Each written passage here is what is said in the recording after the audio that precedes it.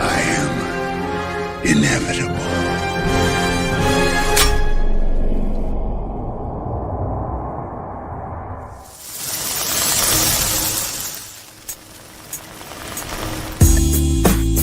Oh, yeah. This is another Khaos Central production. Khaos list, starring my main man Nzo, 1/3 of three-headed monster we call the Khaos Central crew. This intro's by this show, the Khaos list. I hope you like it, bro. Here we go. The Khaos list is the name of the show, and the name of the host you know is Nzo. If you say something crazy, dumb, stupid, or wrong, it's a one-way trip to the fandom zone to be like Nzo. Hold up, I didn't mean it. Guess what, son? Your ass should have seen it coming. Gotta watch what you say, just like the Mandalorian. And this is the way. Monday night, 9 o'clock. Second Monday of the month. This is the spot. So get ready. Strap on in. The crew is ready, so let's begin. So let's go.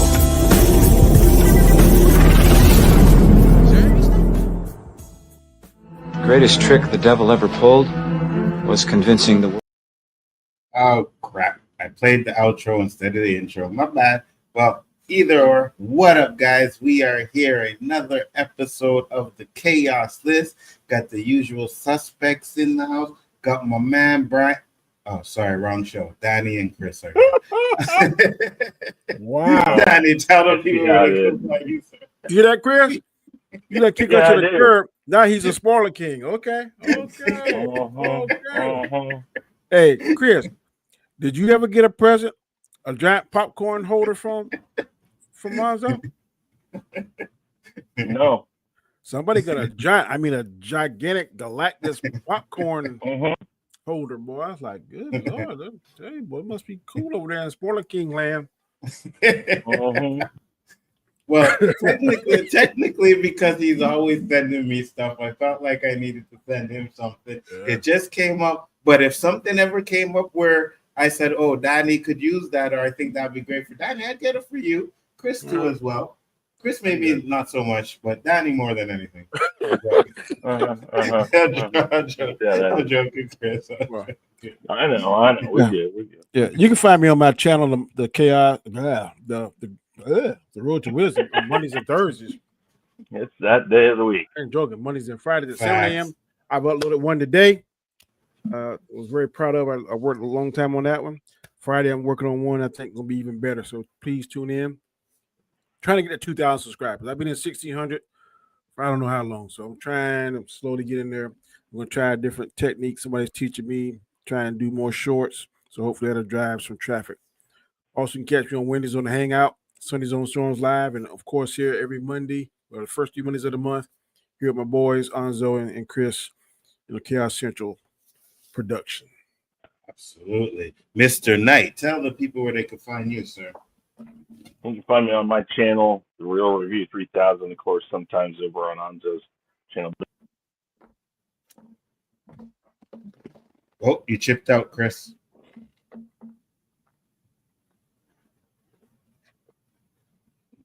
Nope. Hold on. Oh, there you go. There you go. Yeah, there you go. Yeah, I'm sorry. It's all right. Yeah, basically on your guys' channels, Khaos Central, Hanstar YT, and other channels, that's where you can find me. And yeah, thanks for having me. And I guess tonight I get to run this thing, huh? Yes, pretty much you do. It's going to be a great debate. It's Bigger Ford Entertainment versus The Road to Wisdom. Which movie is better, Superman or The Fantastic Four? Because the last time we will be talking. Yeah, go ahead. I can't see how many people are watching. I don't know which one I'm on. Am I on yours or I'm on Chris's? Which channel? We're on both channels, to be honest with you. So I think you can see. I think you can see one, but you can't see both of them simultaneously. It don't matter. But go ahead. I got you. Yeah, guys. So we're gonna have a great debate. The one said he hasn't seen Superman yet. Well, you should, because you're not missing nothing. It's better than the Fantastic Four, and we are definitely. Yeah. The one, don't waste your money. Well, I'm gonna say this. All right, I'm gonna say this. I have come here to chew bubblegum and kick ass. He ain't got bubble gum neither. That is correct. I have come here to chew bubblegum and kick some road to wisdom, Mr. Christian butt tonight. That's what we do in here tonight. So I'm protected by the armor of God, so I'm good to go. Well, you know, sometimes they call me the devil, right? So Okay. we're gonna see who has the power tonight. Well, I mean, we were gonna get it started, but for whatever reason, Chris just popped off of here. So Okay. What's up, Chris? you know what I mean? This is what happens.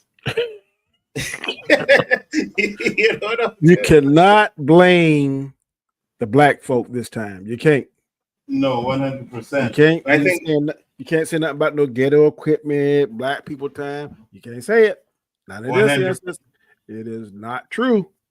100%. The brothers are not the problem this time. It's the Mr. Caucasian that's on the stream over here today. What public can we say? Brother's gonna work it out. Facts. Oh. Look. You see what I'm saying? What? I just haven't seen it because I have so much Superman media, Superman and Lois Small. You ain't seen none of that, bro. What? You behind, bro. You need to start Way catching behind. up on your stuff. I can tell you right now, you can skip Supergirl, not Supergirl. You can skip George Reed Superman. That is like a boring fest. Oh, you can You skip talking- Supergirl too. You talking about Supergirl from like 1980 something? No, good lord, boy, don't watch that. That'll make you hate. Oh yeah. Any kind of. Oh yeah. 100%. Garbage movie. Garbage. Oh, did you first off before we get started? You guys see that they dropped a little thing of the new Red Sonja movie? It looks ass, bro. I'm sorry. I heard that's coming out this month, ain't it? I think so. Yeah. Who Not stars Red interested. Sonja? Not interested. Who stars Red Sonja? I can't remember who the girl is. Oh, sorry, guys. It's okay. It's okay. But we are here to get it on and popping, guys. And what we are going to do is we are going to shoot, got an echo. Okay. We are going to spin the wheel to see who goes first. Dan. And it's on. So. All right. See, Lord's already working in my favor. All right. Well, it's all good. So we're gonna fix the where's the screen here. Wait, no. There we go. So we have the two here. We will let Chris first off open it up because he's the one running the show, and I will begin. So here's what we're going to do today. We're going to totally screw this up. I'm kidding. No.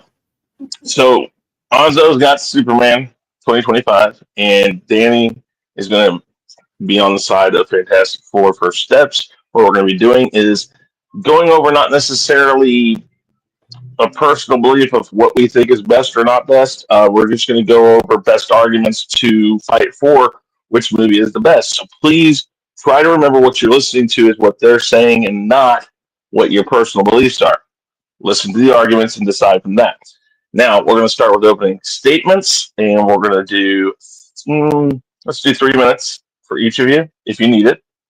And since Onzo, you're starting, you can go ahead. Opening statement. Yes, sir. Let's get it going. All right. So first off, I want to start by saying, and this is just before I get everything going, I know the consensus is that Fantastic Four is a good movie. I personally think it's trash. I'm going to tell you the reasons why. So there are a lot of reasons why I like Superman over the Fantastic Four. And for those that know me, know the reason right out of the gate is because I love action, right? I'm an action guy. I've always been an action guy. But this is the one time where I think that it goes a little bit deeper. And even though I believe the action in Superman is far superior than that of the Fantastic Four, I know my opponent will talk about the characters. So That's where I'm going to begin. Now, first we're going to start off with the man himself, Superman, which is David Cornsweet. Cornsweet. He embodied what Superman stood for. He was full of hope and compassion and didn't want to see anyone get hurt, even a squirrel. I think when you really check on it, that is the most comic book accurate Superman after Christopher Reeves on screen. So I think he did a really good job with that one on there. Next up, I'll go with Lex Luthor. If you want to talk about another comic book accurate character, then you got to talk about Lex. I mean, he was intelligent, he was diabolical, and you believe and understood why he hated Superman so much and why he wanted to kill Superman. He felt insecure about Superman being the most powerful man in the universe, right? You also have Lois Lane, which Lois Lane was doing Lois Lane stuff. She was a journalist, right? Not only was she a journalist and not just a love interest to Superman, like a damsel in distress or anything else, she pretty much figured out what Lex was up to. There are a lot of other supporting characters that I think are great in this movie. For example, my favorite is Mr. Terrific. I think he was absolutely amazing. Guy Gardner did a very good job as the Green Lantern. And Hawkgirl, I know a lot of people don't like Hawkgirl, but I thought she was okay for what they gave her to do. You also have the engineer. And you have Danny, who actually starred in this movie too. Otis, right? So he was in the movie as well. I don't know how Danny could star in a movie and hate the movie more than the other one. But, I digress. But again, for me, the best part was the whole cast. They were brought together, did a great job. Now, I'll say that when it comes to comic book accuracy, it's pretty much a wash between these two movies. Where they differ for me is the story. The Fantastic Four was completely boring. It takes about 30 minutes before we even see the Silver Surfer, then another 10 minutes before we see Galactus, and then we have a short chase scene, and we do see, and then we don't see Galactus for another 10 minutes. Okay. 10 to 15 That's the minutes. time. Nah, hold on. You can let you can finish. Yeah, wrap it up, but I'm just letting you know your time is up. Yeah. We got another 10 minutes before the movie ends. And in between all of that, we have them baby-proofing the house, which, was trash. Not to mention, they were actually trying to figure out the gender of the baby. And then the rest of them were trying to deal with Galactus. 2 scenes of them having family dinner, blah, blah, blah, blah. And there was some bad CGI at some points. And the worst part about the movie for me is that Sue Storms was able to hold off Galactus all by herself. Not to mention the fact that I think it would have been a lot better if that they all had worked together and pretty much found out a way to beat Galactus. Like, for example, you could have Sue Storm holding him with the power while Torch is trying to push him into the portal and the Thing punching him. And the Thing in this movie, his catchphrase is "it's clobbering time," and he doesn't clobber a damn thing in this movie, but he does know how to lift the car, right? Doesn't throw one punch in the whole movie. How exciting. Anyways, at the end of the day, all of them working together makes more sense to me, but what would have made more sense is if they would have had Galactus win, which works better if you want to use Galactus in future movies. He stood for he should have been beaten by an ensemble of heroes. Now, if they ever bring him back, he's not going to be the menacing force that he should be. So, like I said, they shouldn't have beat him. He shouldn't have been overpowered by one person. And lastly, they beat Galactus the exact same way they beat Kang. That could have even come up. They couldn't have even come up with a better ending. Like, they had to copy and paste exactly from Ant-Man 3. So because nothing really happens in this movie, it's about 155 minutes and it really drags on. And I think that the 80% drop from week 1 to week 2 really shows that this movie is pretty much a one and done movie. And the box office supports that. Now, I don't want to use the box office to determine which movie is better, because to be honest with you, Transformers was trash and it still made over $1 billion. but two things can be read at the same time. And there's a good chance that by the end of their run, Superman will have outgrown Fantastic Four. And it could be because Fantastic Four is just not as good as Superman. All right. Danny, if you need it, I'm going to give you 5 minutes because that's about how long that took. All right, that'll work. All right. I'm going to put it in right now, and your time starts now. Okay, I want to give you some dates. 1938, Superman first started, was first introduced into the comic book world. 1961, the Fantastic Four was introduced. So that gives Superman a whole 23 years to marinate, be in the minds, hearts, whatever, of the American public. That's option. That's point number one. Point number two is that globally, for the past 10 years, I looked it up in several different websites. The top three superheroes has been Superman, Spider-Man, Batman. That's point number two. Popular, most popular in the whole world. Now, just use one brief box office. Superman started off with 122 million the first weekend. Globally, it's $217 million that first weekend. That's combined domestic and international.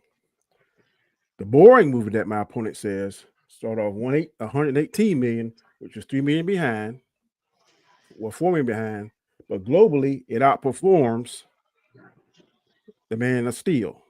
Oh no, I'm sorry, Superboy. Yeah, Superboy. Yeah, that's right. And I'm trying to figure out if you're the most popular three superheroes, how can somebody that not even in the top 10, I think maybe like the top 20 if they're lucky, can outperform? Just things I'm putting in your mind. Another point what my opponent just said is that his favorite person on the Superman movie was Mr. Terrific. Let that sink in. A Superman movie, but your favorite person on a Superman movie is Mr. Terrific. Let that sink in. That no normies know of, just us geeks. Okay, Superman movie, but your favorite person is not Superman. Okay. I looked it up in a month's time. Superman is the third most searched superhero out of all the superheroes, DC and Marvel. Superman is the third most searched person on this planet. And he gets about 3 million searches per month. Fantastic Four don't even break the millions. Fantastic Four showed you great storytelling. Is it as exciting, or is it as I think the words my opponent used was action packed? It's not, but what it does is what we call character development. It takes time to do that. There's something that he's complained about, I've complained about, and Chris, the moderator, has complained about that some of these movies in the past, some of these superhero movies, don't give enough character development. They jump from this, and that. Now, is it as exciting or as he says action packed as Superman? It's not, but it lets you pull on the heartstrings of the people involved. There have been a lot of movies where you'd be like, I don't like Thunderbolts. I'll give you an example. Nobody cared about Thunderbolts because they didn't have enough character development. This took character development. So when Franklin was born and the dynamic between Sue and Reed, we felt for them. There was going to be a complaint about that Pedro Pascal is so overused and oversaturated that he's going to not even, we ain't even going to see Reed. You're going to see Pedro. Well, a lot of people that I've talked to, a lot of people, the critics that I talked to or I read about, say that they didn't even see Pedro Pascal. They saw Reed because he was that engrossed into the movie. Now, was there some problems with this movie? Yes. But one thing I really liked about this movie that we've seen differently from any other Fantastic Four movie is that Johnny Storm wasn't an idiot. Everybody maybe didn't contribute, help him collect this physically, but he had a direct assignment. He was able to decipher that language from the surfer. Reed was able to get together with him and Sue collaborated and found those towers that go around the whole world. Now, I know some people are going to say this is semi-woke. How was the female doing this? But I chalk it up as the mama bear syndrome. When a parent's child is in danger, instinctively, naturally, mamas are more protective. Now, the dad comes there in some cases, but in this particular movie, they chose to highlight Sue as being a mama bear because she made that heartfelt speech to the whole planet and convinced them to not sacrifice her son. Nope. Your mic, Danny. You Your mic. just cut out. Hold on, we're gonna pause the timer and give you 30 more seconds, or just go ahead. Check your mic. No. No. Mm-hmm. He will come back in, and then when he does, we will continue. Down. We'll let him wrap it up. Everybody having technical issues today. Chris having technical issues. Danny having technical issues. I played the outro instead of the intro. Holy cow. How about now? Can you hear me? Yep, Yes, that's Dan. good. All right. Go ahead and just finish your statement, and we won't worry about time. Rotten Tomatoes, we're going to use this as is because it's so close. But in Rotten Tomatoes, the critique for Superman is 86, no correction, 83% by the critics, the professionals that be paid to go see these movies. It is underperforming versus Fantastic Four. But the fans, you and I, both see both the movies as equal. I personally would pay my money to see the Fantastic Four a second time. I would not pay my money to see Superman a second time because it's not Superman, it's Superboy, based on his performance from what I saw. I've never seen the Kryptonian get his butt kicked as much as I've seen on this movie. Every time I see him, I see blood. First scene, second scene, third scene, fifth scene, to the end scene. And guess who out trumps him? Guess who saves his bacon? Mr. Terrific, which is Nzo's, my opponent, favorite person. So it might have been, instead of being Superman, it should have been Mr. Terrific. That's what I got. Gotcha. Okay. All right. So let's do this. You guys have both had a chance to do your opening statements. So now what I'm going to do is I'm going to give you a chance to ask 2 questions of your opponent. Counters first, then 2 questions. You sure? Yeah. I'm going to do 2 questions, and then that gives you something to go counter off of because that gives you more ammunition. But if you want to do counters, do counters next. And then we can do the questions, right? So, all right, okay. I'm going to give you then 2 minutes to counter. 2-3 minutes, good. Yeah. All right. So first thing I want to talk about is what my opponent said when he talked about character development. Yes, Fantastic Four, was about character development. There was like an hour and 30 minutes of character development.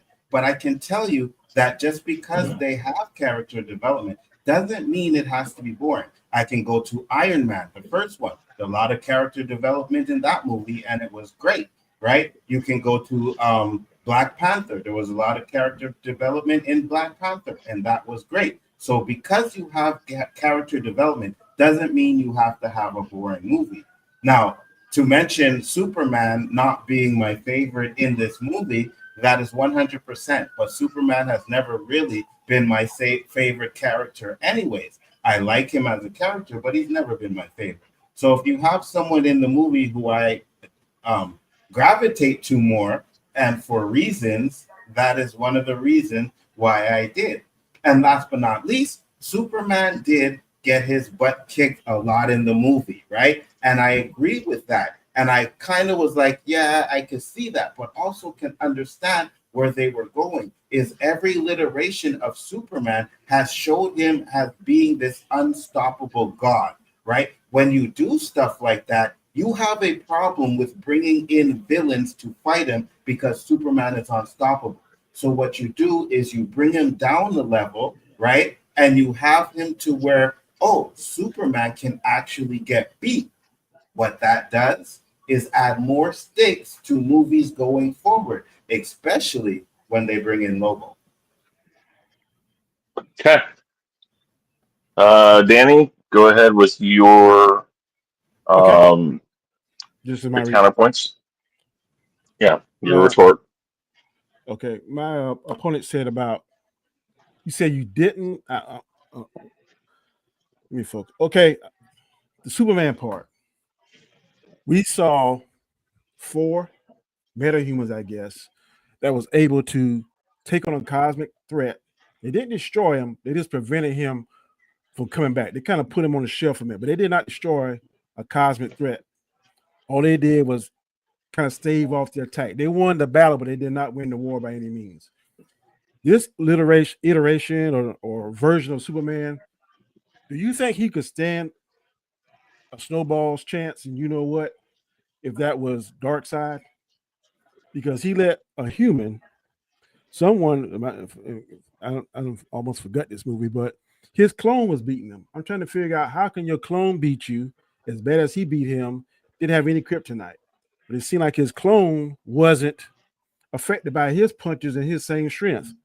Also, I'm trying to figure out, unless the clone, and they didn't tell us this, had on a lead suit when he was dressing the U, I couldn't use his X-ray vision to see exactly who it was. I didn't understand that, and it didn't give us any indication that the suit was lead or whatever. I don't know what it is, but to me, I think that him being 3 years into Superman, I don't think that this version gave Superman justice, because we've always seen it from Christopher Reeves all the way to the Brandon Routh to Henry Cavill. Superman always was struck down for a minute, but not to the point where he's bleeding and seeing weakness and helpless, because Lois Lane had to come in the T-ship and save him. Mr. Terrific pulled his butt out the antimatter lava stuff. Crypto had to come and save him. I've never seen Superman dependent on somebody as much as he depended on people in this movie. And to me, it kind of smuddies his name, or whatever word you want to use it, because Superman is the man of steel. This man here is like the man of straw. So again, it shouldn't be Superman. Oh, we're cutting out. Danny's mic cut out again. Shit. We'll have him come back and finish up his. And then we can move on to the questions. Yep. Can move on to the questions at that point. Whatever. All right. You back? Okay. Can you hear me? Go ahead and finish up what you were saying. I'm saying that it shouldn't be. To me, I don't agree with this movie being called Superman. It should be Superboy, because he didn't seem like the man of steel. He's like the man of straw to me in much of this movie. Cool. All right. Okay, so we're going to give you guys each 2 questions for your opponent. They get to answer them. We're going to try to keep it short and sweet. Don't go too far into anything. But 2 questions from each of you, and then I'm going to ask you each a question after that. So you want to go first, Danny? I'm trying to think. I didn't prepare any questions to ask you. All right. So I got a question for you, Danny. All right. So in Ant-Man 3, right? They beat Kang the exact same way that they beat Galactus in this movie. Everybody complained that Kang looked weak because he lost to Ant-Man. You don't think that's the same thing with Galactus? I think that the only difference between Kang and Galactus is that Galactus doesn't have the foresight that Kang does, because Kang knows all the different outcomes. So him being beat by Ant-Man didn't make sense to me. Galactus, there was some things that he still could be surprised about, because I think if he was all knowing, he would have known that his hero was going to betray him like she did. So I think there was some things that could surprise him, but I don't think he's going to be tricked by the same. He's not going to be defeated by the same way when he comes back. Yeah, but for me, was it a little weak? I'll give you that. But have we seen worse endings? I think so. Okay, so I'll explain it a little bit, because, like I said, I get that you said that, a little weak. That's pretty much where I was going with, right? Because you remember the arguments that everybody said about Kang. Kang lost to Ants. Kang lost to Ant-Man, right? Galactus is way more powerful. Even though Kang knows the future, Galactus is way more powerful than Kang. So with that being said, if Kang is losing to one human and Galactus, who is more powerful than Kang, loses to a human, technically, right? I'm not gonna say like he won or lost. She stopped him pretty much, all right? So to me, if they bring him back, do you not think that it's like, oh, he's not even on the power level of Thanos? I disagree, because I think that he kind of, sometimes when someone that is so overpowered, they're kind of overconfident and they don't think that they can be beat. Because we've seen that in all the movies. In a lot of them, Ironmonger thought he was better than Tony Stark, but Tony Stark found a way. Whiplash thought he was better than Tony Stark, but Tony Stark found a way. Thor's sister, what's her name? Hela, thought that she was more powerful than Thor, but he found a way. So these movies are designed that the most unlikely wear or the last second, the last ditch Hail Mary, the hero wins. So I definitely don't think that we're gonna see anything this, I guess, convoluted or this week in Galactus' next appearance, because if he would have destroyed him in this movie, then that would have totally destroyed what Marvel is trying to do for as Doomsday and Secret Wars. So I definitely think we're going to see Galactus again. Will he be as weak? I think we're going to see a different hero. But I can see what you're saying. But if he would have destroyed them now, then it would have killed the momentum. Just kind of like if Darkseid would have jumped through that portal. Don't you think he could have defeated Superman and the Justice League at that time? But they can't do that now. They're going to build up to when it's going to really count and have stakes. I'm actually glad that you brought that up, because that kind of goes on to my next question, right? So when I say destroy them, I don't mean destroy the Fantastic Four, because we all know they're supposed to be in Doomsday, in Doomsday and in Secret Wars. But my question is, don't you think it would have been a better ending if Galactus had destroyed the planet and Fantastic Four was in that ship like we thought at the end credit scene going into the 616 universe? That way, you have Galactus as oh my gosh, not even the Fantastic Four to stop him. Well, next movie, you're going to need Avengers, X-Men, everything to stop Galactus. Well, I don't disagree with that, but that still doesn't make the movie bad. I mean, I just want to agree with the ending, but I still like what I saw. There have been plenty of movies that we've seen and we still like, but they've either done this, either done that.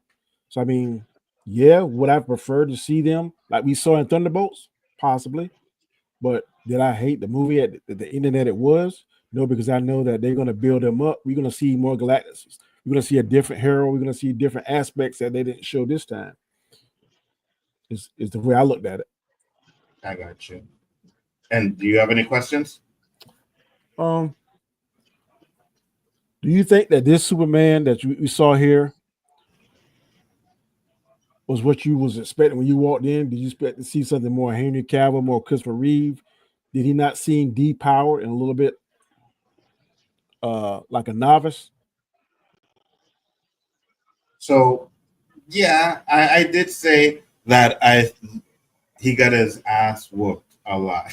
He got his ass whooped a lot. But at the end of the day, I see what James Gunn is building, right? And he's trying to take the Marvel formula, because if you really look at it, Iron Man is not the same person he was from Iron Man to Endgame. And that's, I think, where they're going with Superman, is that you're going to see the progressions of Superman. You're going to see him get stronger. You're going to see him be able to take out these villains easily, certain ones. You're going to see there's times where he's going to need the Justice League to help him out. So I think that's where they're building with this. At the end of the day, I don't think you can actually make Superman this all-powerful being in the first movie, and then you have nowhere to go other than Darkseid in the next movie, right? Because Superman pretty much is going to, he's going to beat everybody else. But now when you have Superman weak like this, weaker as he should be, then you can see Brainiac can coming in there and giving him a problem.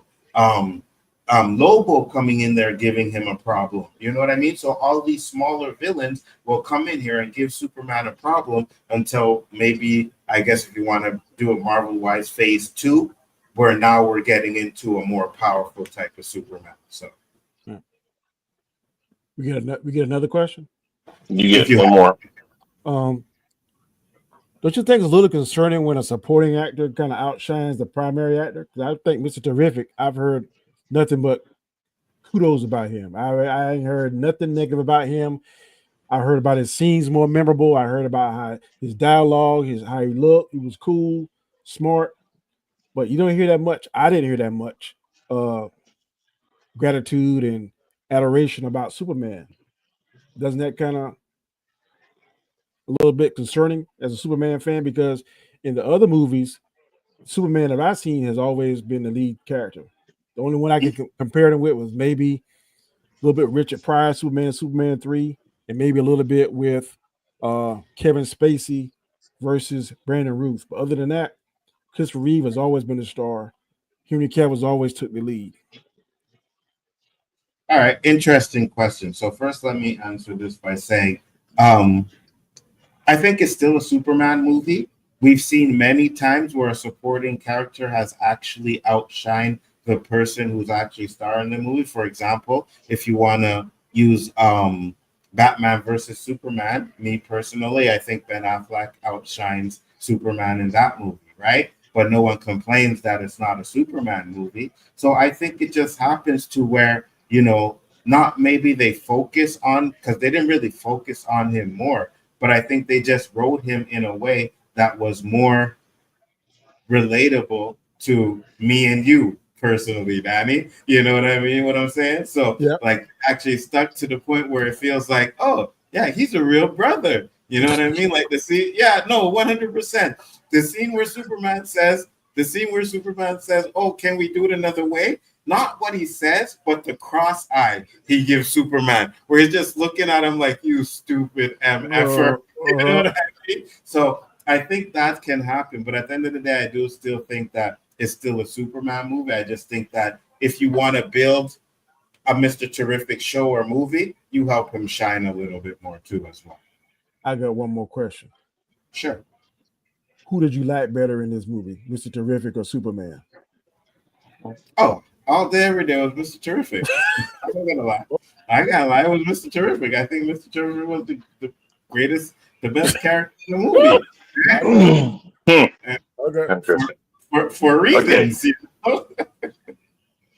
All right, so we're gonna go with one question for me for each of you. We're gonna start with you, Nzo. This is supposed to be a reboot of the DC universe, whatever they want to call it here coming up. My question is this. It's going to make $650 million. Is that really, one, a strong showing for the star of your franchise? And two, with so many people talking about the fact that other people outshine Superman, this is a Superman movie. Is that a good sign for something that's supposed to reboot this whole universe? Very, very good question. I'm glad you asked me that question too, because I do think that 600, and I don't even think it'll make 600 million, because I think these movies are dropping off now, where Jurassic World is already on streaming. So that means Superman's going to be on streaming within the next couple of weeks, I guess. August 25th. Right. And then Fantastic Four, like a week or two after that, right? So their theatrical runs are pretty much done. What I think it shows is that it could be a start, because the first Iron Man, and if I'm not mistaken, don't quote me, I checked it up earlier, but I'll check it again so that I have the right number, right? The first Iron Man box office. Oh, okay, that's the franchise, but let me get to the actual movie. Was 585 million, right? So it's on pace for that as a first movie. Not to mention, it already has the stigma of the Snyder stuff that it still has to erase from people's minds, right? Because you still have people on X, you still have people on YouTube. Oh, Snyderverse this and Snyderverse that. So there's still that stigma that they have to get rid of. So I think that's why 650 million is actually a good start for this franchise. Well, then I have one more follow-up really quick on that. You state that it's matching Iron Man. But do you remember when Iron Man first started, everybody was like, why are they picking Iron Man to start? You're talking about a top-line #1 character, as opposed to, like, at the time, it was like 15th or less was Iron Man. So is it fair to say that this is a good start when you're talking about a top-line character as opposed to a third-tier one when Iron Man came out? Well, so here's the thing. Iron Man came out, 20-something years ago, right? Mm-hmm. So put this Superman out at the same time, and I think it makes a lot more money. We have to understand that we are 20 years into superhero movies, which means a lot of people have fallen off. A lot of people are saying, you know what? I'll wait 45 days till it comes out on streaming, right? I think the only superhero movies that are really going to make a lot of money now are the big event ones, like the Spider-Man coming up, the Secret Wars, and the Doomsday. Other than that, we're going to get normal type of, unless, you know, they bring back Robert Downey Jr. and stuff like that, but yeah. So. Okay, very good. Danny, let's do the elephant in the room for Fantastic Four. I'm looking for my numbers here. Okay, so opening week, both of them were pretty strong. I think the Fantastic Four is taking the domestic, the top domestic spot for the year so far. For first week, I had to go double check, but or beat out Superman domestically, but it did globally. Yeah, so I think right now that the first week run, Fantastic Four is top, but I'd have to double check that. I read that somewhere. But so Superman week 2 had a 53.2% drop from its week 1 to week 2, but Fantastic Four had a 67.1. What do you have to say about something that, while I don't disagree with you, I think it's a better movie? What do you have to say about the ability not to fall as far down Superman had? Fantastic Four really did take almost a 70% drop. So what do you have to say about that? I think that both movies, but particularly my movie that I like better, was placed in the wrong month. Why in the world would you be in the same month with Superman and Jurassic Park, which Jurassic Park is, I think, a little over $800 million. And it is traditionally $1 billion IP. So why in the world would you do that? They kind of shot themselves in the foot. I do believe if Fantastic Four would have been in this month, had no competition, no superhero competition, no big dinosaur, big movie competition, I think would have performed better. But you're going up against a juggernaut, which is Jurassic Park, and Superman, which is one of the third most popular, or in the top 3 popular superheroes of all time. You're not going to do well. That, to me, that was poor planning. So that's why I think the drop was so significant. Not that I think, and if you look at the numbers on Rotten Tomatoes, if you're going to use that as a barometer, we're almost dead even. We're almost dead even. In fact, the fans like Fantastic Four a little bit more than Superman, but the critics are on the same par for the same thing. So I think bad placement really shot Fantastic Four in the foot. If they'd have been out this month, I think they would have done better. Now, I'm not saying they're going to do as well as Superman, because Superman is Superman, but I think story-wise and I think performing-wise, if they had come out in August, they would have done much better. Okay. All right. Those are the questions and answers, or the retort to those questions. And now we're going to go to... You only asked him one. Well, yeah, I don't have a follow-up. You said something that made me want to ask you another one, which is basically what you thought about that. You answered it. I could bring up the Galactus thing, but you already did that. That was one of my questions. I can give you another one. Give me a second here. I gotta go through my notes here.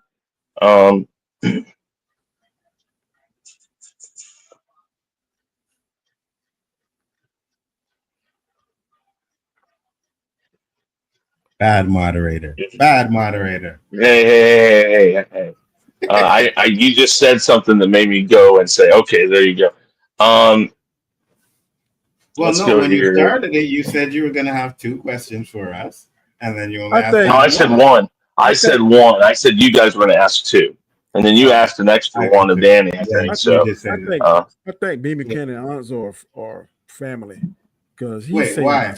Because he said sinners and Fantastic Four put him to sleep. Yeah, 100%. You are good and sick, whoever you are, B. McKinnon. Yeah, 100%, B. McKinnon. You are 100% correct. They both put us to sleep. Okay, I got one for you, Danny. Tell me why the Fantastic Four movie is, in a sense, a better starting point, because it's kicking off Phase 6 then Superman is a starting point for the reboot of the DC universe. I think, to me, Superman just underperformed to be that popular around the world. I will give it a bone by saying that I think because of the craziness that the United States is in now globally, that certain markets is not showing it because they're mad of the United States, wherever that he particularly stands for. I think that Fantastic Four pulls at the heartstrings more because it's a family-based superheroes. There's children involved. Um, the thing is loved by kids. We saw that in the movie, and I think for us doing rebooting phase 6, I think is a good start. Could it be better? Most definitely. But I think it's a good start because now there's a buzz of excitement with Robert Downey Jr. playing Doom. The end scene credit finally was something that people were talking about and wanted to see, and that it directly ties into the next movie. A lot of times I think movies have lost their way with that kind of stuff. The end scene credits used to be the connective tissue that would tie one movie to the other one. So you would definitely go there just to see the end scene credit. I know the three of us have talked how many end scene credits are there. This movie, there was one, and the other one was a waste of time. And we told each other that. Don't stay for the segment unless you just got time to kill. But this end scene credit directly tied into the next MCU project that we're going to see on the big screen. And with the buzz that they're creating from Robert Downey Jr. coming back, reprising his role, kind of, sort of, but being now like a doppelganger of himself as the Victor Von Doom. To me, that's exciting. This is a time now, and I'm kind of actually excited to see what's going to be next. And traditionally, all the Avenger movies have been killers. So I think the Avengers Doomsday is going to be another banger. Whether it's going to outperform Spider-Man, I don't know. But I got fingers crossed. I'm very optimistically hopeful because of what I've seen with Fantastic Four. They kind of laid the groundwork. And I think that definitely the end scene credits make sense now. We don't have wasted end scene credits like Eternals, where we don't see Blade, we don't see the Black Knight, we don't see Star Fox. They make no sense. Shang-Chi, we don't see none of that stuff. So this seems like they're trying to course correct. So I definitely hope that this is going to be a good start for phase 6. Okay. All right, so here's what we're going to do, guys. We're going to give you guys a chance to do your closing arguments. I'm going to give you 2 minutes, and at 30 seconds, I'll give you a 30-second cutoff or a 30-second warning. Now, if you have a few more seconds to go or something like that, by all means, you can go a little over 2 minutes, but we're going to try to keep it to 2 minutes. I'm thinking of a number between 1 and 10. Give me the number, Danny. I'll open first. Okay, fair enough. We'll do it that way. All right, Danny, you have 2 minutes, and your time starts now. At the end of the day, every person that is a superhero movie lover could ask themselves one question at the end of it. Did I waste my money? That's what I always ask myself. And I felt like I didn't waste my money with Superman, but I would definitely not pay my hard-earned money to go see that again because it's not what I expected. The Fantastic Four, I felt like I did not waste my money at all, and I would definitely go back and see it because it pulls at things that are important to me. Family, sticking together, raising your children, protecting your children. We saw all of that when there are overwhelming odds and overwhelming force going against you. That's when your family comes together and you stick together. We saw sacrifice in it. We saw people trying to work together to solve a problem. We saw all of that.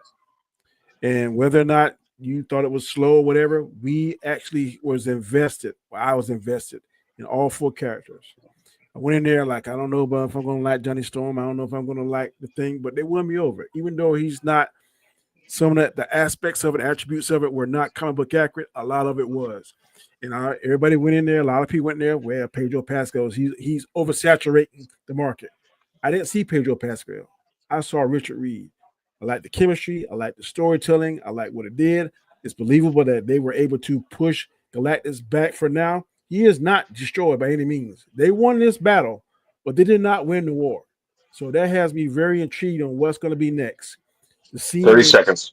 The scene where Ben was flying through there and the surfer was chasing them, I thought was fire. Yeah, maybe it was a little slow to some people, but it was character development. It was just not wasteless, useless time where we did not become invested with the people. I was fully invested, and I would definitely but I would definitely spend my hard-earned money to go see that again. I would not do the same for Superman. Okay, very good. All right, Anzo, you got 2 minutes. Your time starts now. So the one thing we've always complained about is that we never got a super comic book accurate Superman. Well, this movie is a comic book accurate Superman. There's no denying that. Not only that, as in Fantastic Four, all the characters they killed it. Every single one of them. I will never deny that the characters in the Fantastic Four weren't great either. Again, what I go with was the story. It took too long for it to get going. We had too many scenes of them baby proofing the house, trying to figure out what the baby's gender was. And I think that with that, it kind of dragged down the movie. Now, when you talk about Superman, you talk about family moments, which he had with Pa Kent, where, his father was telling him, and not to mention the fact that you had a Kryptonian family who was telling him to come to Earth and take over the planet and do all of this stuff. But because he was raised with his Kansas family, is he got the morals of them, right? Where he didn't want to see anybody get hurt, where he wanted to protect the people of Earth. That's what he got from his family. And then you get the last scene at the end where it's like, oh, play the family video. It soothes him, and it's a video of the Kents. So you have family in this movie too as well. What you don't have is an overpowered woman pushing an 30 extremely seconds. powerful villain through a portal. Now, again, I know Danny said they worked together, but they technically didn't. She did it herself. She pushed him through herself. And then Silver Surfer came in and actually ended it, pushed him through for good, which is the exact same thing which happened in Ant-Man. Kang and Ant-Man were fighting, and Kang pushes Hope comes through the portal, pushes Kang, and he goes into the portal, and that's how it is. So the exact same ending was a copy and paste ending.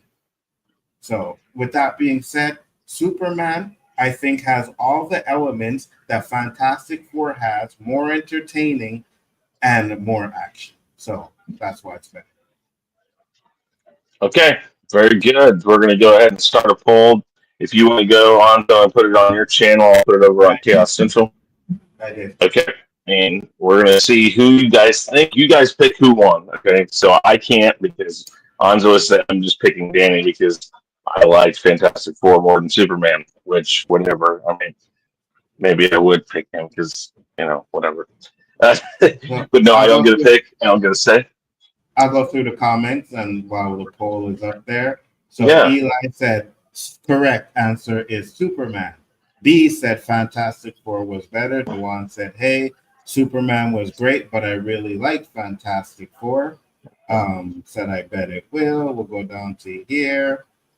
I just haven't. Okay, so I got to that one earlier. Said Basil said, okay, hold on. We are in agreement that Danny is right. Of course, Basil. Alonzo already lost, shaking my head. Yeah, because you're a hater, right? Remember, I'm the one that linked up with you and we had a beer together and you bigging up Danny. That's not cool, man. But I'm just playing with you. Nicholas Holt got paid much more than anyone on the cast. He will not let the baby go. Superman is #1 movie. Facts. Superman was not that bad. Fantastic Four was good enough. Good enough for what, though? I respect the notes. He was probably weak and hungry. X-Men 3 did good at the box office, and it was trash. Box office don't mean anything if not crossed with rating from the general public. Y'all know what I'm waiting on. No, I actually don't know what you're waiting on, but I'm sure you could tell us. The Justice God were saving his butt, or being there instead of him so many times. Doomsday, I still feel robbed. There was no dark side. I still feel robbed. There was no dark side. Got you. Pedro was the worst part of the film to me. Every other actor nailed it. He wasn't convincing at all to me. In the Snyderverse, we only got a glimpse of Darkseid. That was silly, especially when it was basically one person and a villain who defeated him Mulan style 2020. Fantastic Four supposed to beat the enemy as a family equally. Reed barely used his powers in the film. Agreed, Cole, 100%. Galactus was looking weak, but Kang, who was eliminated, was said to be the weakest of them all. Not necessarily. The Kang that they used in that movie was supposed to be the strongest of Kang. But the only thing that I say with the Kang is there's something that a lot of people miss is that Kang said he knows how the future ends. So I believe he knew that was going to happen to him. Supporting actors usually outshine the lead in films. They're given big moments by writers since they have less screen time, so they're memorable, and since leads are sometimes passenger characters. Agree. All right, we're going to go a minute and 30 seconds more before we close the polls, just to let you know. Cool. I've heard that Mr. Terrific outshines Superman as well. Wanda outshined Doctor Strange. We all know Danny loved the movie Let's Stop Playing. I was pleased with this version. Yeah, he's powerful, but he still struggles a lot with trying to control powers, not going too far, and stay human when dealing with things and seeing the good in everyone. Exactly. It's going to make 650 million. Watch. You crazy not thinking it's going to make 600 million. No, I said 600 million about that. Superman might not make 600 million, not much else to make. If it wasn't for what happened, which slapped every movie in the face with international markets and where it likely could have made at least 70. Yeah, I know, but we have, problems with that stuff. So the baggage from the previous universe and casual fans not knowing what's up, like hardcore fans online, is still something they have to deal with too. Yeah, 100%. There are still some people who might not know that films like Blue Beetle and Aquaman 2 have any relevancy to this universe now, as an example. You High, Fantastic Four is as bad as Sinners. I agree with you. Sinners was goated. Sinners was not goated. Sinners didn't need the vampire angle. I kind of lost interest when they took them in there. You guys talk about Sinners, so we'll skip that. You can say that about any other horror movie. It's like Soul, Spider-Verse, and Inside Out are in the same boat for me as Sinners. Wait, Spider-Verse what? The real aspects are much more interesting than the Fantastic Book and probably like them more without. Wait, are you saying that you have an issue with Spider-Verse? Because if you have an issue with Spider-Verse, Shifty Gizen, your taste in movies is absolutely gone out the window for me. All right. Yeah. Time to end the poll. All right, so let's end the poll over here. Over on my channel, we have Nzo with 69%, Danny with 30%. And on Chaos Central, it's 56-43 for Danny. 56-43. Yeah. Over here, it is again. So how will we count that? Well, we can count that one vote each, and we can tie it because over on Anzo's channel, it was his, and over on Chaos Central, it was yours. Or how many votes did you get? 13. And over here, we got 16. So let's see here. Hold on. Let's do the math really quick. Let me get my calculator out. All right. So you said you got 13. 69%. You said 13. So 70. Okay, so 30. Hold on. Yeah, we'll just go 70. So 30. Let's see what my air conditioning. Oh, my wife got to turn on cold. Boy, cold here. Is it hot over there? No, it's like 75 degrees. Oh shoot! What's up, baseball purist? How you doing, brother? Thank you for popping in. What's up, Bo? Appreciate it. I think that makes Nzo win by like 1 or 2. So basically, it's a tie. If you go by the amount of votes you both got, you both basically got 9 votes on each channel. So let's see here. So 9, and Danny would have gotten 5 on your channel. So, bro, I'll take the L. Oh no more. Well, I'm trying to think. No. You got 9 on your channel, Alonzo, and add 9 on Chaos Central to him, Then you add 4 to his, that's 13. And then you would have gotten, so by vote count, Nzo wins by like 2 votes or something like that. I'd have to do the actual count, but Nzo wins more by vote count. Works for me. I So agree that's with how we'll some do. of Dark Council would have been better as its own movie, not part of MCU Fantastic Four. I don't know about that one, but so I know, we got a few more minutes. We can discuss a little bit more, you know what I mean? Because I know Chris hasn't really got a chance to get it. So we're going to get this out. We'll have like another 30 minutes, and then we close it up, and then we are never talking about these 2 movies again. That is it. It's over. It is done. We are moving on to something else. Yes, we are. I concur. I'm fine with that too.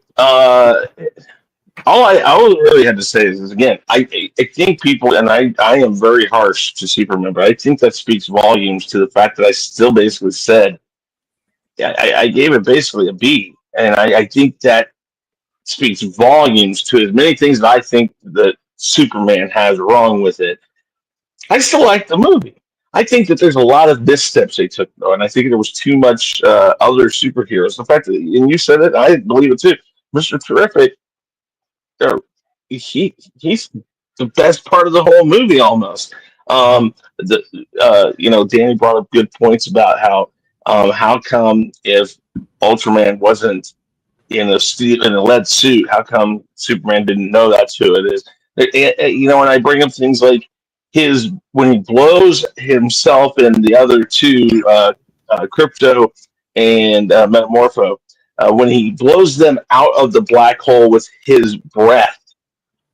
Why is that only used in that moment? He could beat everybody in this movie with his breath. If you take the thought process behind a black hole, pulls you so hard into it. There's just a lot of those things that really bother me. Now, I totally will listen to the Fantastic Four problem about Galactus, except for Galactus really wasn't beat. Galactus was caught off guard. So they knew, they had to bring Galactus down to Earth to have a chance. And when they did it, they almost had him there. And then Galactus was like, wait a minute, nope. And he knew where the baby was. He found out where the baby was. So he stopped because he knew he was walking into a trap. So then they have to work together. And you see it. Johnny Storm throws oh God. Yeah, the clobbering. What? Those Fireball? The Thing? Yeah, Thing. Thank you. The Thing throws him at Galactus, and he punches Galactus. So yes, he does throw a punch. You were wrong on that. Now, no, he doesn't. No, he doesn't. Yeah, he does. He hits him. When Johnny Blaze throws him, he rolls up into a ball and hits him like that. He falls down, and then the next thing he does is he breaks the pillar. Boom, boom, boom, boom, boom. Okay, I think you're kind of, I don't know. Okay. And then hold on. Let's get to this because I didn't even say this in there. Galactus was, while Storm's pushing him, he was holding on to a building to stop him from going. That is not how buildings work, okay? That building would have torn apart. There's no way he would have been able to hold that as it. But when Galactus gets to the portal they make and stuff, and they're pushing, they get him close to it, and Silver Surfer comes. I mean, I didn't hate that. And again, Silver Surfer, we'll see. I guess she's going to show back up in this form. See, I would have been fine if they killed it. You got to watch it again. Dude pushes him in the portal. He comes back out, and then Silver Surfer pushes him in. So yes, but what I'm saying is he was not going to go out though. That's the thing. I don't think he would have made it all the way out, and that's why Silver Surfer does what it is. But what I'm saying more to the point is that, like Danny said, he doesn't get defeated in this. He just I don't want to say outsmart. They outthink the positioning. This is kind of like 3D chess and stuff like that. So I don't hate the way they did that. So I understand your point now that. We keep that thought. So let me ask you this real quick so I don't forget. Does Kang get beat by ants? Oh. In a sense, but I think Scott Lang does some of it too. I think it's a matter of that's what he does. That's what they use. That's how it is. And again, I kind of question how much of him is the full strength King. This is the one I think is the smarter, is supposed to know what's going on and all that. And perhaps that's the problem. I don't know. But I think the worst part about Fantastic Four is everybody thought that they obviously did it to subvert expectations. But when you watch Thunderbolts, at the end of Thunderbolts, you see the ship. Now that kind of gets thrown away, and that's to Danny's point that a lot of these end credit scenes haven't led anywhere. Now that one, what is that? Or how long do you have to wait until that shows up? So the end credit scene in Fantastic Four is absolutely hits it out of the park compared to Superman. My only worry about Superman is that it just doesn't feel like a starting point. It feels like something we kind of walked in on, and he's already established all these relationships that we don't even know it with the Justice Gang and stuff. It's like it just felt like we were just thrown into it, which to the point of like George Lucas. Fantastic Four. No, I think Fantastic Four builds you into it. They already had their power. We were thrown in it. They talk about villains, but they do go show how and why. They show you how and why they got their powers. All they showed really was the family element, to be honest with you. Right? Because I still don't feel like I was thrown in the middle of it because, and I guess it's more to the point that we understand what the Fantastic Four is.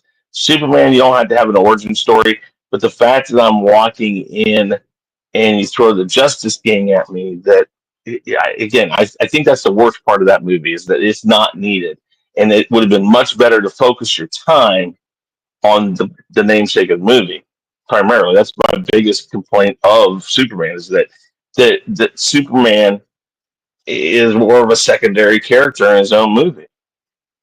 I think we've seen that before in other movies. I don't think it was. Even Marvel movies have had that problem. But again, I'm not saying you do. I'm just saying to me that was my issue with Superman. I felt like he's a secondary character. Still, though, I've said it. Casting was great. The look was great. There were really good moments, but I sat there. The thing that took me out completely was the whole changing an origin story for no other reason than to try to just make him have a better connection with his Earth parents. It's like that wasn't needed. He has a connection to his Earth parents and his real parents. Mm-hmm. I got two questions for you guys, but go ahead, Donnie. You first, and I got two questions. I was just saying, if I didn't like the way they portrayed the Kents. Because to me, they seem very dim with it, and I don't mean that in a bad way. But I don't. If we're using realistic thinking and logical thinking to these comic book movies, which sometimes we shouldn't. But if we're gonna go on that ride, there is no way, based on how the mother was talking, that they could have hired somebody with superpowers like that his entire childhood life. They just did not seem savvy enough or crafty enough to do that. And I'm not saying the bad. They definitely taught him morals because they were kind-hearted people. But as far as trying to fool an entire town, government, what else? They just did not have the savviness on that. So that was not believable to me. The other Kents we saw in the past was believable. We saw Kevin Costner sacrifice himself. Some people criticize that, but he sacrificed himself to keep that very secret hidden. Hey, Danny. Yes. You want to split a $50 super chat? say Superman's better than Sinners. No, I will not say that. Wow. Wow. He's like it. I don't need $25 that bad. I'm going to tell you right now. So far, Sinners is the best movie I've seen this year. Yeah, I wasn't a fan of Sinners. But before I forget my question, so first question is, okay, so we know after Secret War, there's going to be a soft reboot. Do you think that anything that we're seeing now is going to move over to the new reboot in the MCU? Because I'm beginning to think that everything we're seeing is just to tie up this end of it, then we're going to get to a reboot and everything's going to be different. So even with Galactus, we might not even see him again. You know what I mean? What do you think? Well, that's kind of like saying we didn't get all the characters back for Endgame. At the end of Endgame, we still lost some people. And there's going to be some of this that they keep. I'm sure the Fantastic Four will more than likely. They're already talking about doing a sequel. Chances are they're going to do a second one of those. We still know Blade is there. Deadpool probably lived through it. I'm assuming they're going to either try to reintroduce Iron Man somehow, but a different Iron Man. I still think they're going to use what's going on right now and the ability of having the multiverse currently into resupplying the main storyline with characters that they hope will resonate like the original ones in the first run. What the ability to do that is, I don't know. But I do think you're going to see the Fantastic Four group.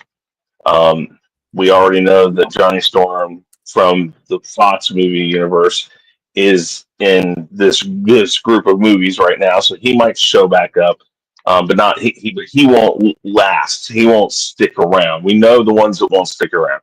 Like Wolverine won't stick around. Blade, the old Blade won't. Elektra won't. Those ones won't. They're giving us a lot of throwaway characters. So when the movies, they're gonna die. They're there to die.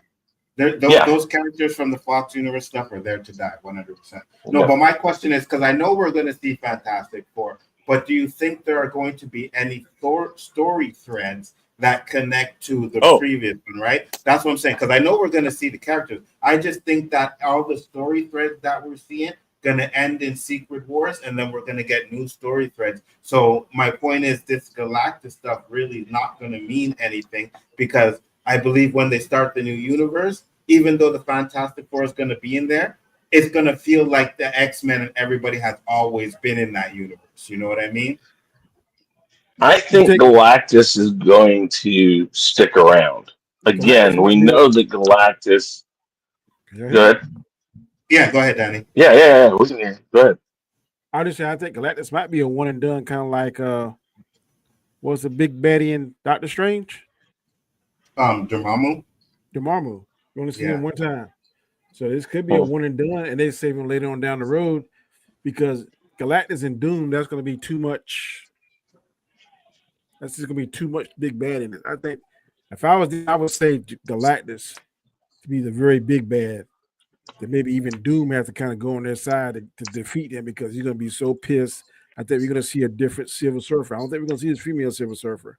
I think he's probably going to get rid of her, or she's going to defect. I don't see her being.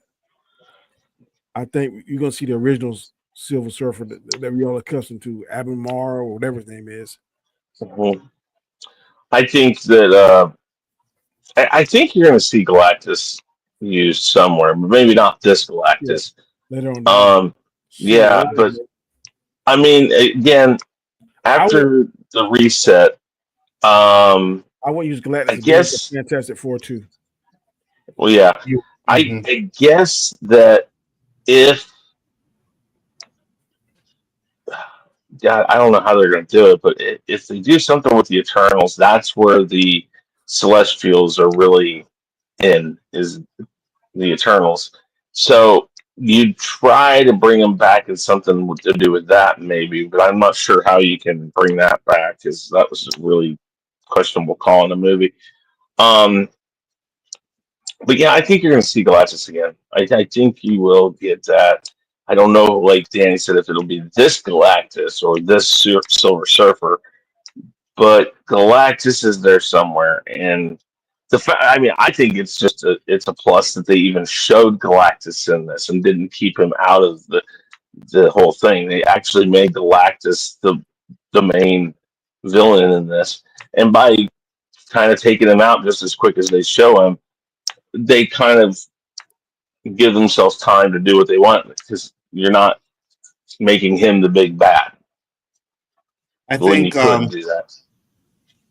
I think that once we get to Secret Wars and the end of those and we get into the new phase, I think they want to move away from the Celestials. I think they want to move away from the multiverse. And I think they want to make it more mid-level type of thing instead of this worldly bound thing. I could be wrong, but I think that's what they're getting at with that.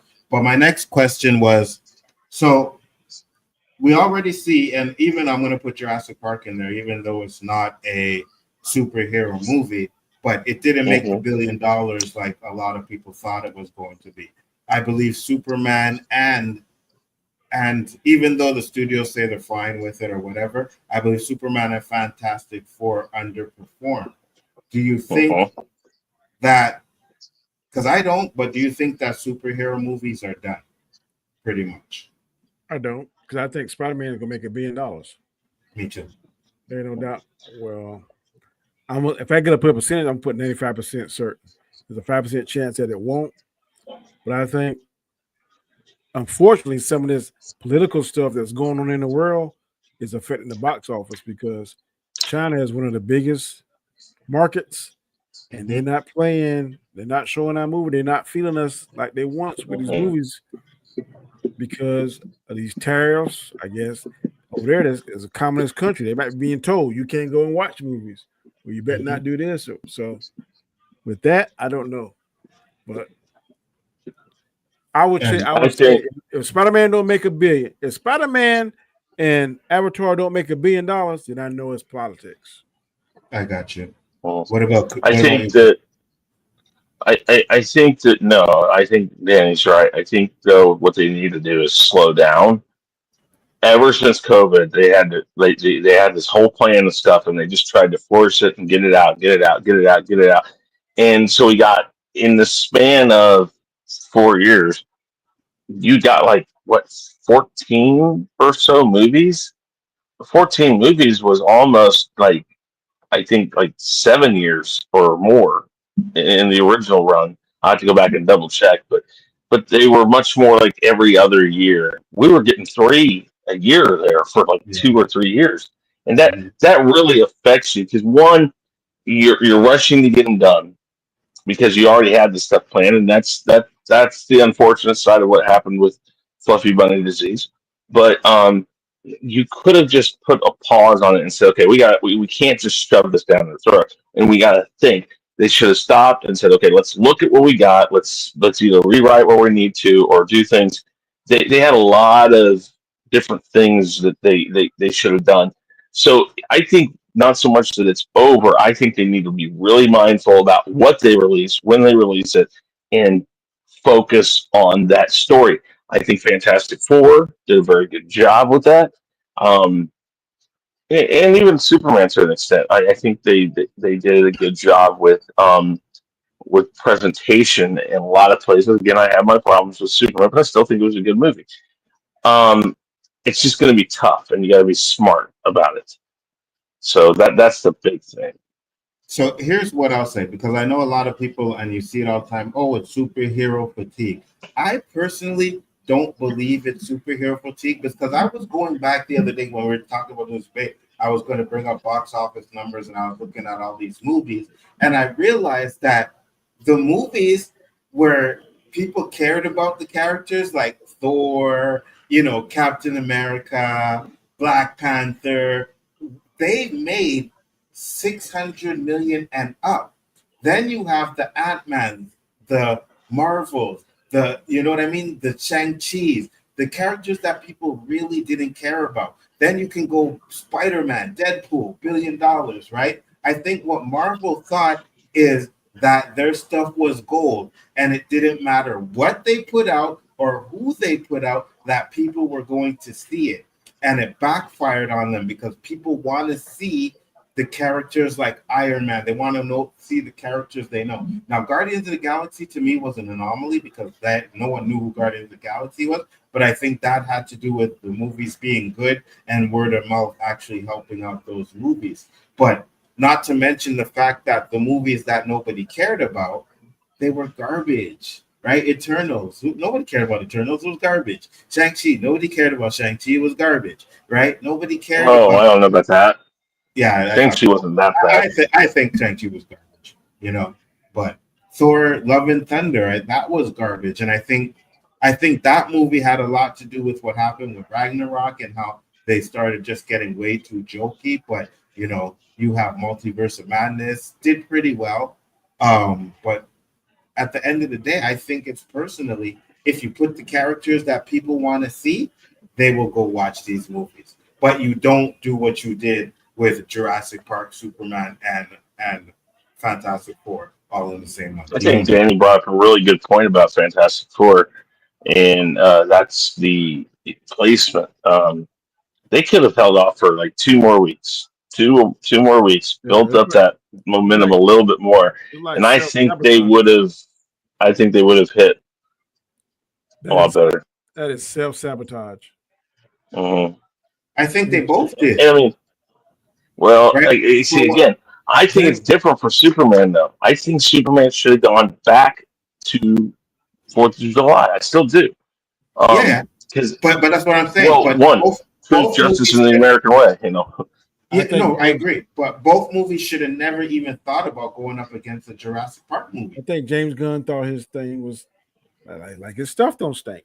Oh man, yeah, I know that because I'm James Gunn and it didn't pan out. That was poor. If you see something that is traditionally $1 billion money making machine, you are silly, stupid, delusional to put your movie up against it. I don't care what you unless you something like Spider-Man or Star Wars or that machine money making machine James Cameron got, maybe. But James Cameron, you see, I'm going out in December. Ain't nobody coming close to me, nothing. And I feel quite strongly that this next Avatar is gonna make another $1 billion. I don't think it's gonna make 2, but I definitely think it's gonna crunch $1 billion. Christmas time, it looks good. But that's the thing, though, Danny. There's no one. At least I don't think there's anyone that's gonna like that. That Avatar movie is not gonna have no competition until it starts to die down. You know what I mean? And that's what you do. I get it's the summer blockbuster month, and you want to get your movies out there, but those movies should have been spread out more apart. Like right now, we have nothing. You could have put Superman out now. You could have put Fantastic Four out now. Let me look.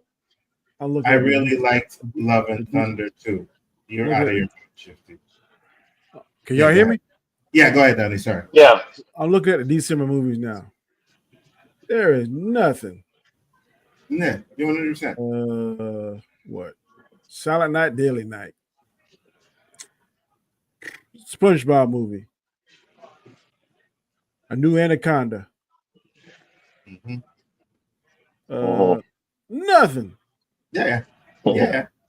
Because James Cameron knows an Avatar movie, he could put it out in the summertime, it's going to be a blockbuster. He could put it out in the wintertime, it's going to be a blockbuster, right? So you put it out in the wintertime when there's no other competition for it, and you know it's going to blow up, right?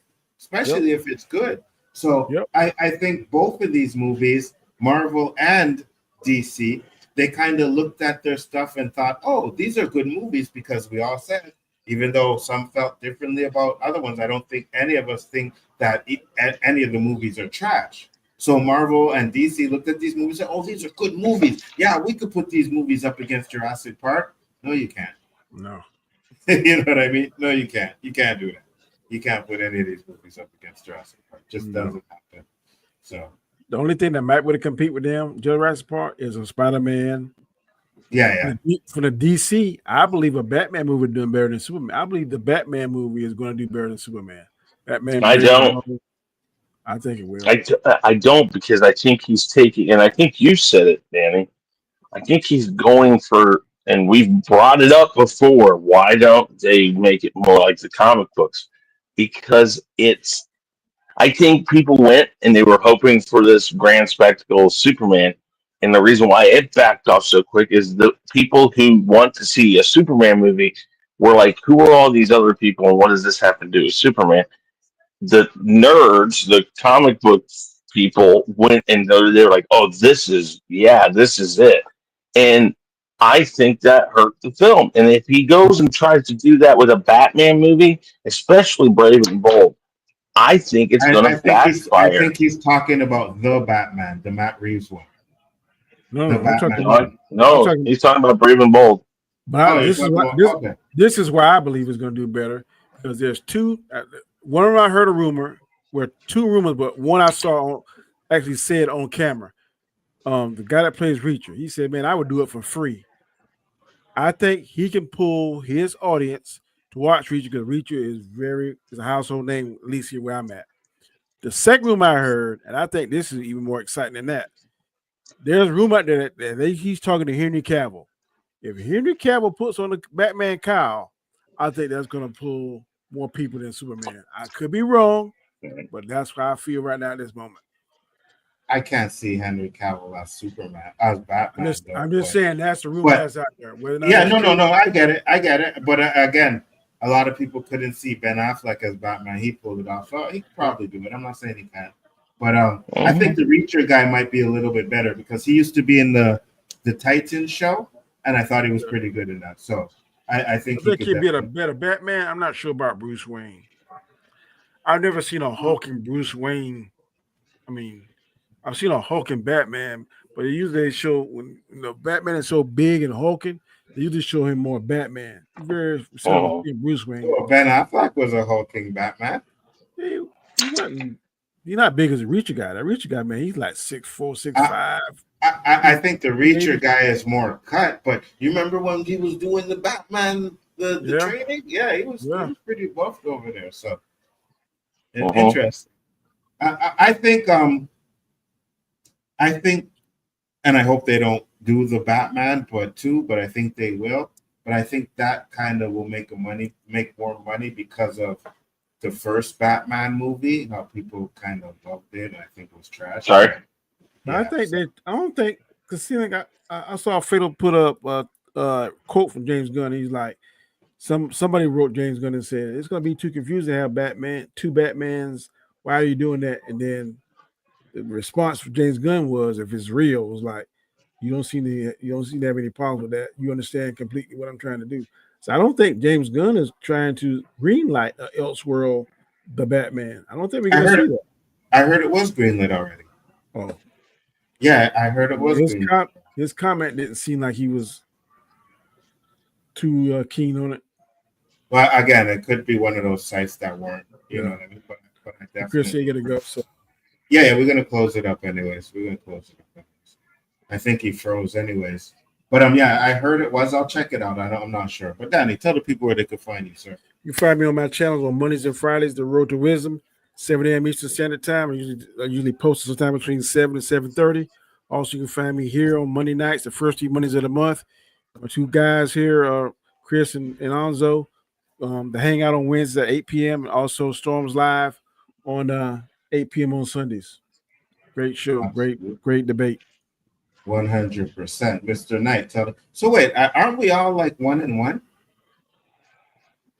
I don't even know. You're 2-0, Chris? And me and Danny are 1-1? No, this is just the third debate, so that can't be right. Is it 1-1? I thought I did 2 already. I did one against you, Danny, I think, and I did one against Nzo. You may be right, but I don't think I'm 0-2, 0-3. Oh no, 0-2. Yeah, he's 0-2, and you're 1-1. Okay, yeah, and you're 2-0. Because I did one against you, I did one against Danny. Danny did one against you, did one against me. So yeah. Real Review 3000 on Star YT, Khaos Central, sometimes over on Bigger Ford Entertainment, over on the Road to Wisdom with Danny, and here, there, and everywhere. That's where you can find me, guys. Check out everything we're doing. And next week we will have the Rule of 3 and see where we're at with some of the questions in the final 5. And yeah, with that said, I appreciate you guys having me again, as usual. Appreciate you being here. And are you in the chat? I don't know how much Chris paid you to pick him to win against us, but me and Danny will pay you a little bit more on the next one, all right? Just so you know that. I don't know what's going on here, but yeah. With that being said, guys, I appreciate everybody that came in here. Thank you, and we'll see you on the next one. Peace. I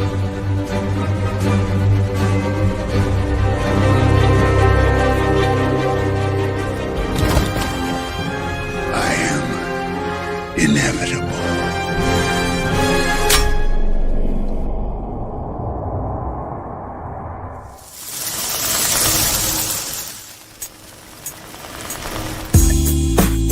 Oh, yeah. This is another Khaos Central production. Khaos list, starring my main man Nzo. 1/3 of three-headed monster we call the Khaos Central crew.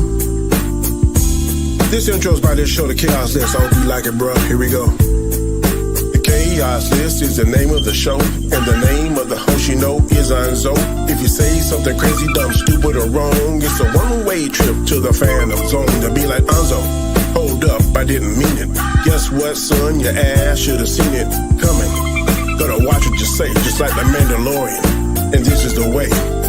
Monday night, 9 o'clock. Second Monday of the month, if this is the spot. So get ready, strap on in. The crew is ready, so let's begin. So let's go.